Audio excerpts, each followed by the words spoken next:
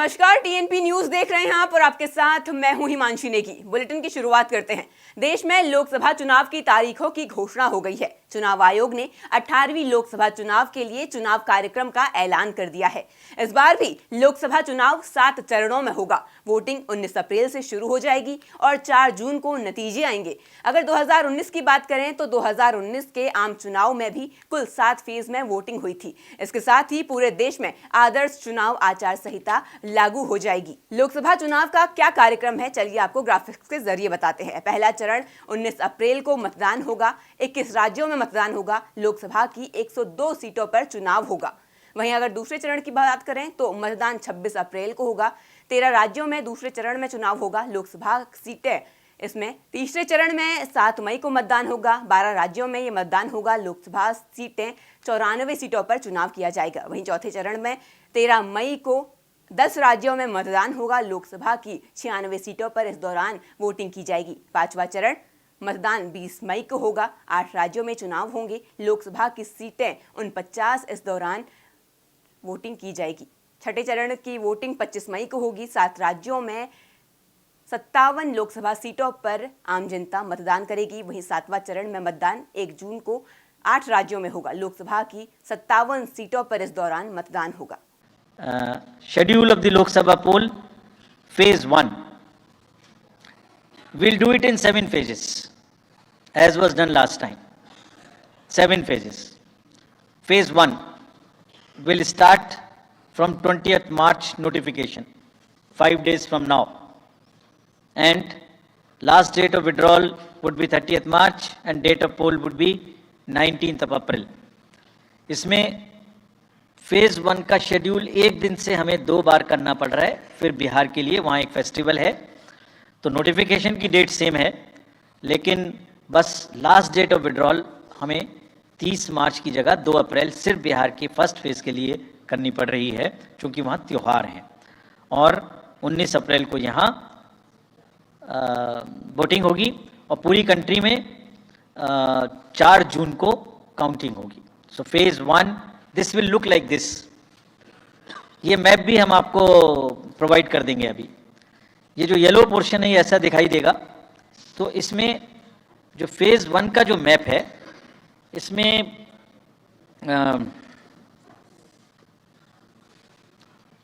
North east, नीचे Tamil Nadu, Rajasthan, centre में छत्तीसगढ़, मध्य प्रदेश और उत्तराखंड, और ऊपर में जम्मू कश्मीर की 1 पार्लियामेंट्री कॉन्स्टिट्यूंसी। ये येलो फर्स्ट फेज का आपके सामने में मैप है। सेकंड फेज और फर्स्ट फेज में 21 स्टेट्स जाएंगी पोल में। Second phase notification will start on 28th of March and date of poll will be 26th of April. Similarly here, in case of J&K, because of the some holiday, the date of one day would be different, date of security of nomination would be different, but date of gazette notification और date of poll would be common. Phase 1 में 21 राज्य polling में जाएंगे और phase 2 में उसमें से और राज्य जुड़ जाएंगे। So this is the map which would be phase 2, जिसमें हम नॉर्थ ईस्ट में काफ़ी जगह चुनाव को कंप्लीट करते हुए, तमिलनाडु में कंप्लीट करते हुए, सेकंड फेज में राजस्थान को भी कंप्लीट करेंगे। Phase 3 would be from 12th of April and date of poll will be 7th of May. इसमें भी टोटल 12 स्टेट्स उस समय में जा रही होंगी और इस फेज में 3 नए राज्य में चुनाव शुरू होगा। इसका मैप कुछ इस तरह से दिखाई देगा। राजस्थान हम कवर कर चुके होंगे, तमिलनाडु कवर कर चुके होंगे, केरला कवर कर चुके होंगे, गुजरात इसमें कवर कर लेंगे, नॉर्थ ईस्ट पूरा कवर कर चुके होंगे और हम नए राज्यों को मिला के 3 इसमें नए राज्य भी जुड़ेंगे। फोर्थ फेज में 18 अप्रैल को गजट नोटिफिकेशन होगा और date of polling would be 13th of May।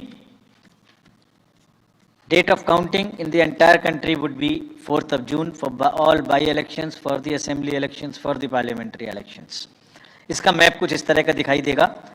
इस समय तक हम इसमें Telangana, Andhra, Orissa would start, and by that time, other than that, entire South India would be complete, entire Western India would be complete, Northeast would be complete. और fifth phase 26 अप्रैल से शुरू होगी और 20 मई तक चलेगी. 20 मई तक डेट ऑफ पोल होगी. बीच में नॉमिनेशन, स्क्रूटनी और विड्रॉल की डेट्स रहेंगी. Counting of course is 4th of June. It will look like this, which is in front of you. And phase 5 में 49 constituencies will be going to the poll. Phase 6 में 57 constituencies will go to the poll, starting from the Gazette notification on 29th of April and finishing on 25th of May 2024. इसका map कुछ इस तरह का दिखाई देगा कि मोस्टली यूपी, बिहार, बंगाल, उड़ीसा और साथ में कुछ नॉर्थ का पोर्शन चालू रहेगा. Last phase, 7th phase, notification will be on 7th of May and polling on 1st of June. The last polling would be on 1st of June and counting on 4th. And इस phase में पूरा पंजाब, हरियाणा भी शामिल रहेगा, Bengal, Bihar, Orissa. This is how the map will look. Yellow denotes the first phase, and accordingly the legends are given. We will share this map also with you, ताकि आप इसे अपने साथ रख सकें, इसके हिसाब से देख सकें. ये भी कोशिश की है हमने, और अगर पूरी फेज वाइज हम पिक्चर दें, ये भी एक अच्छी स्नैपशॉट है, जिसमें फेज 1 में 102 कॉन्स्टिट्यूएंसीज, फेज 2 में 89, फेज 3 में 94, फेज 4 में 96, 49, 57, 57.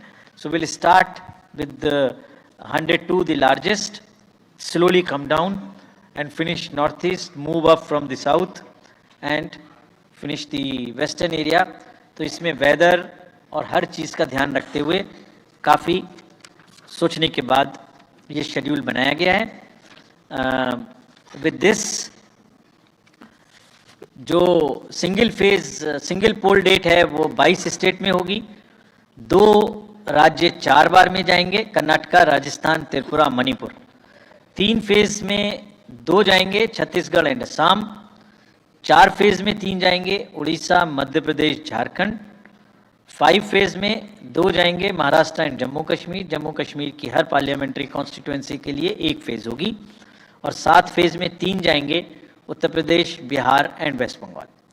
With this friends, I end my address and thank you very much. Thank you, sir, for those detailed remarks. खबरों में आगे बढ़ते हैं. लोकसभा के साथ साथ देश में 4 राज्यों में विधानसभा चुनाव की तारीखों का भी ऐलान हो गया है. इसके तहत अरुणाचल प्रदेश और सिक्किम में 19 अप्रैल, आंध्र प्रदेश और उड़ीसा में 13 मई को विधानसभा चुनाव के लिए मतदान होगा. इन राज्यों के नतीजे भी लोकसभा चुनाव के परिणाम के साथ ही घोषित हो जाएंगे. वहीं लोकसभा चुनाव के साथ 26 विधानसभा सीटों के लिए भी उपचुनाव होने हैं. साथियों, 4 राज्यों में असेंबली इलेक्शंस, जैसे मैंने बताया था, जून में ख़त्म हो रहे हैं. सिक्किम जो 2 जून को with 32 assembly seats. Orissa June 24th June with 147 assembly constituencies. Arunachal Pradesh on 2nd of June with 60 assembly constituencies. Andhra Pradesh on 11th June 24 with 175 assembly constituencies. These are the simultaneous elections to the parliament. They will be held simultaneously. They will also be held in the same phase where the parliament elections will be held. तारीखों के ऐलान के साथ ही भारत निर्वाचन आयोग ने लोकसभा चुनाव 2024 की अधिसूचना भी जारी कर दी है। चुनाव आयोग का मॉडल कोड ऑफ कंडक्ट यानी आदर्श आचार संहिता लागू हो गई है। इसके तहत देश भर में अभियान चलाकर सियासी दलों के होर्डिंग्स, बैनर, पोस्टर उतारे जाएंगे। यही नहीं, सरकारी योजनाओं के होर्डिंग्स भी उतार दिए जाएंगे। अगर किसी भी तरह से आचार संहिता का उल्लंघन होता है तो इसकी जानकारी सीधे चुनाव आयोग को दी जाएगी। लोकसभा चुनाव को लेकर चुनाव आयोग ने कई गाइडलाइंस भी जारी की हैं। इसके तहत चुनाव प्रक्रिया पर चुनाव आयोग की कड़ी नजर रहेगी। वहीं चुनाव के दौरान नेताओं और अलग अलग राजनीतिक दलों के यूपीआई लेन देन पर भी चुनाव आयोग निगरानी रखेगा। चुनाव आयोग ने कहा है, हर राजनीतिक पार्टी पर हमारी नजर रहेगी और गहराई से मॉनिटरिंग की जाएगी। पावर को कंट्रोल करने के लिए adequate number of CAPF would be diploid. 24/7 एक नया प्रयोग हम इस बार कर रहे हैं। वी आर एस्टेब्लिशिंग, हम बिल्कुल डिटरमिन्ड हैं इस बार मसल पावर को कम करने के लिए। चुनावों में हिंसा का कोई स्थान होना नहीं चाहिए और ब्लड बाथ बिल्कुल नहीं होना चाहिए। जहां भी हिंसा बची है, चाहे वो प्री पोल हो, चाहे वो ड्यूरिंग कैंपेनिंग हो, चाहे वो पोस्ट पोल हो, we are committed to kind of be very very alive to this situation. और जो भी हमें सख्ती से करना होगा इसके लिए हम करेंगे ताकि ये प्रोविजन ना रहे। हर डिस्ट्रिक्ट में एक कंट्रोल रूम बनाया गया है, जो दिन उसमें 5 किस्म के फीड्स होंगे। TV, social media, webcasting which is on the booths, 1950 की लाइन जिससे शिकायत आती है, and grievances portal. So, one senior officer would be available in the control rooms in every district to look at these 5 feeds.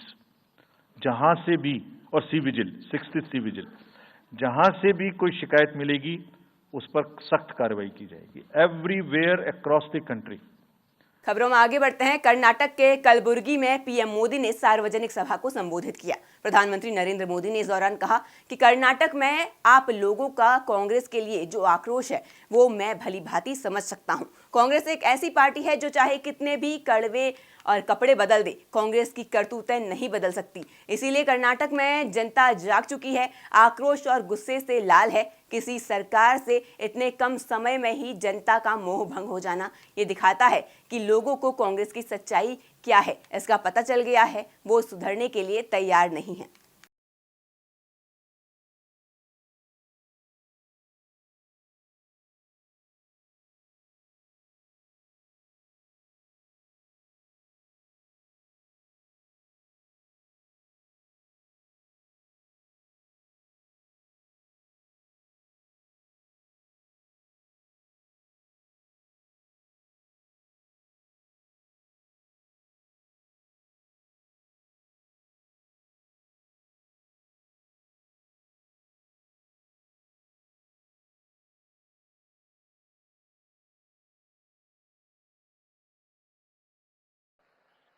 अभी तो चुनाव की घोषणा होना बाकी है और आपने घोषणा कर दी। आज पूरा कर्नाटका कह रहा है, अब की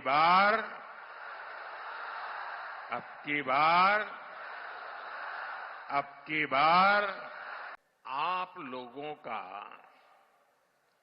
कांग्रेस के लिए जो आक्रोश है वो मैं भली भांति समझ सकता हूं।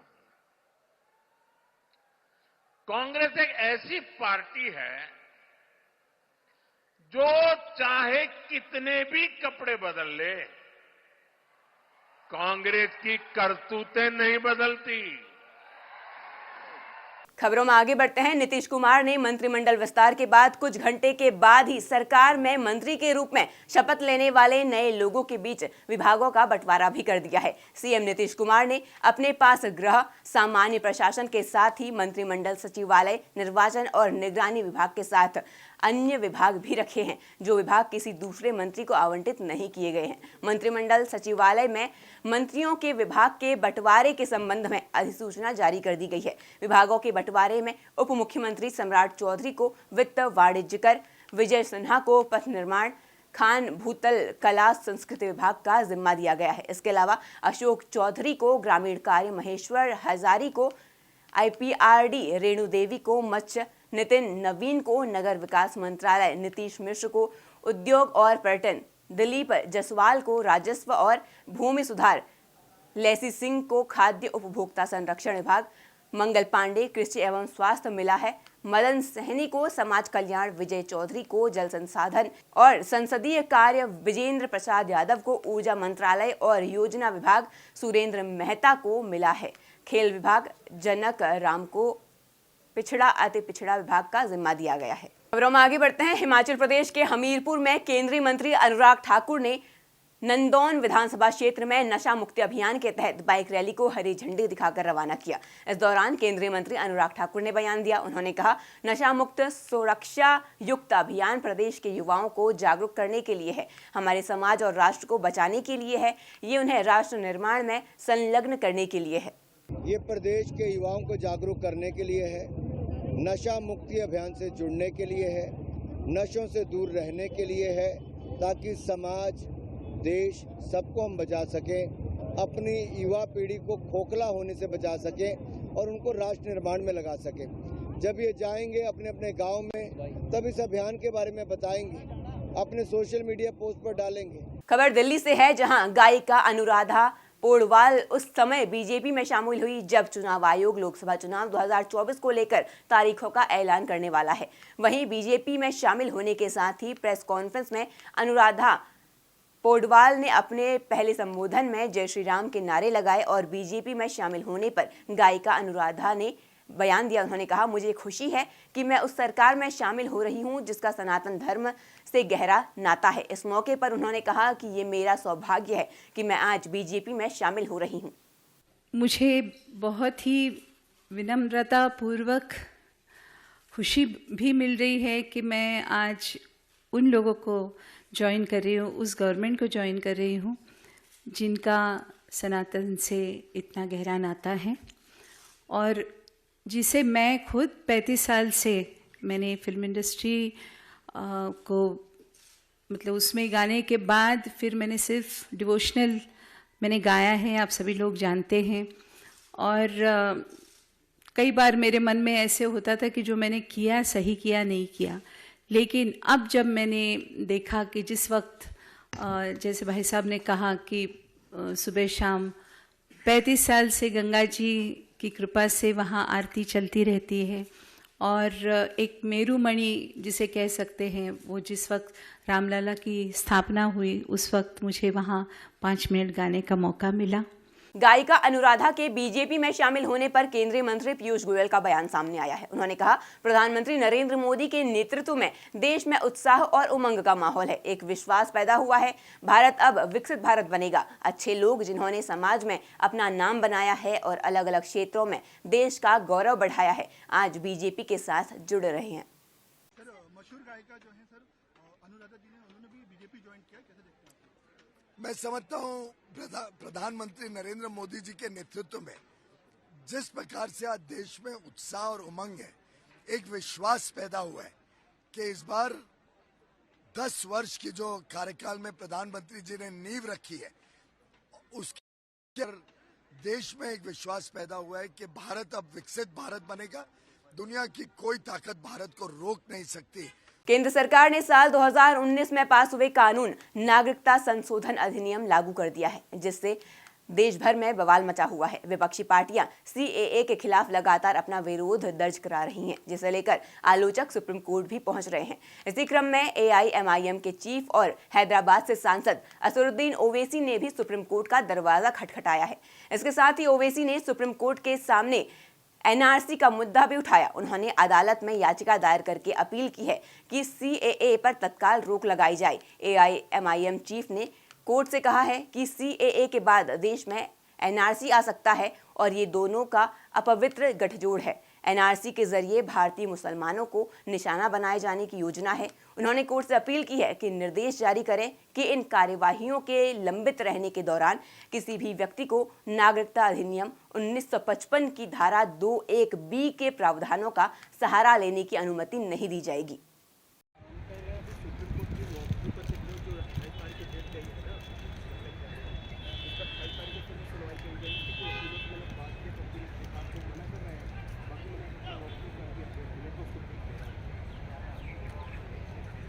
तो हमने सुप्रीम कोर्ट को पहले ही हमारा केस सुप्रीम कोर्ट में है। उस वक्त गवर्नमेंट ऑफ इंडिया के काउंसिल ने कहा था कि गवर्नमेंट ऑफ इंडिया ने अभी रूल्स नहीं बनाए हैं, तो इसलिए अभी इस पर कोई बहस करना बहुत जल्दी होगा।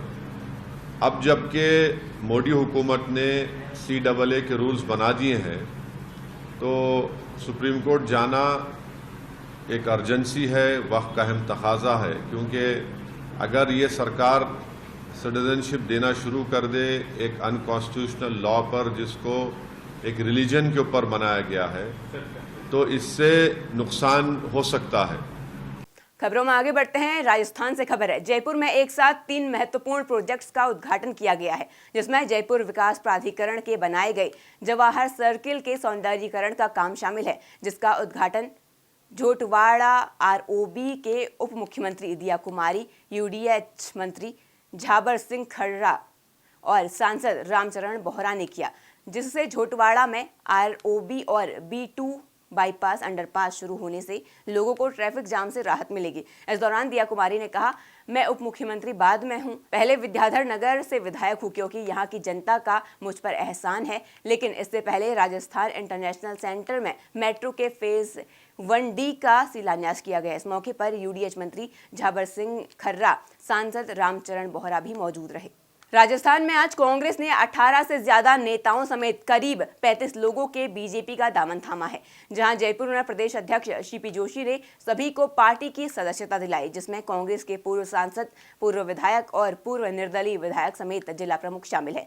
वहीं बीजेपी में जाने पर कांग्रेस के पूर्व सांसद कारण सिंह यादव ने कहा कि पार्टी की स्थिति निराशाजनक है और प्रदेश नेतृत्व में फैसला लेने की शक्ति नहीं है, इसीलिए हमने बीजेपी ज्वाइन की है। इसके अलावा उन्होंने कहा कि 400 पार सीट का सपना पूरा करेंगे और राजस्थान की सभी 25 सीटें जीतेंगे। इस मौके पर उन्होंने कहा कि मैं कहना चाहता हूं कि आप हमें कार्यकर्ता समझें, शरणार्थी नहीं समझें, मान सम्मान दें, मान सम्मान लें। खबर में आगे बढ़ते हैं। खबर मध्य प्रदेश से है। मध्य प्रदेश के भोपाल में विधायक भगवान दास सबनानी ने मुख्यमंत्री संजीवनी क्लिनिक का लोकार्पण किया। यहां इस संजीवनी केंद्र में आसपास के गांव और शहर के लोग अपना इलाज करा सकते हैं। इसमें TB, ब्लड प्रेशर जैसे अन्य रोगों का भी इलाज किया जाएगा, जिससे कई सारे डॉक्टरों की टीम मौजूद रहेगी और कई सारी अत्याधुनिक मशीनों का उपयोग करके मरीजों का इलाज किया जाएगा, जिसको लेकर संजीवनी केंद्र पर साफ सफाई की विशेष व्यवस्था की गई है। साथ ही सभी मरीजों के लिए अलग अलग बेड भी व्यवस्था की गई है। भोपाल क्राइम ब्रांच ने आर्म्स तस्करी के आरोप में फरार अमन पठान को गिरफ्तार कर लिया है। जहां आरोपी अमन पिछले 1 साल से पुलिस की गिरफ्त से दूर था, वहीं पुलिस के मुताबिक आरोपी से पूछताछ की जा रही है। दरअसल पुलिस को आरोपी की तलाश पिछले 1 साल से थी, लेकिन crime branch ACP Mukhtar Qureshi ने बताया कि इससे पहले अमन के साथियों को गिरफ्तार कर जेल भेज दिया गया है, जिसके बाद क्राइम ब्रांच को मुखबिर से सूचना मिली थी। इसके बाद उन्होंने इस पर कार्रवाई की। हथियारों के मामले में फरार आरोपी में हरी मजार के पास खड़ा है। इसके बाद क्राइम ब्रांच की टीम ने आरोपी का घेराबंदी किया और उसे गिरफ्तार कर लिया। फिलहाल मेरे साथ इस बुलेटिन में इतना ही। तमाम खबरों के लिए बने रहें TNP न्यूज़ के साथ। नमस्कार।